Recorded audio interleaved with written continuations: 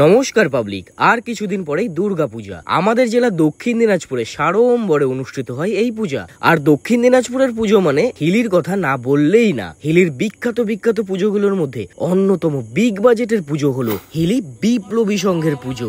এই পুজো এবারে পা রাখলো 57 বছরে। এই একটি মাত্র পুজো যেটা সীমান্তবর্তী এলাকায় অবস্থিত, মানে এইটাই হলো ভারতের শেষ পুজো, যার পরেই রয়েছে ভারত বাংলাদেশ কাটাতার। আর এবারে তাদের পুজোর থিম একেবারে অন্যরকম। ইতিমধ্যেই জোর কদমে প্রস্তুতি শুরু হয়ে গিয়েছে। প্রত্যেক বছর হিলির বিপ্লবী সংঘের দুর্গাপূজাতে কিছু না কিছু নতুনত্বের ছোঁয়া লক্ষ্য করা যায়, কিন্তু হিলি সীমান্তে দুর্গাপূজার বিপ্লবী সংঘের এবারের থিম কি সেটা এখনো পুরো সিক্রেট রয়েছে।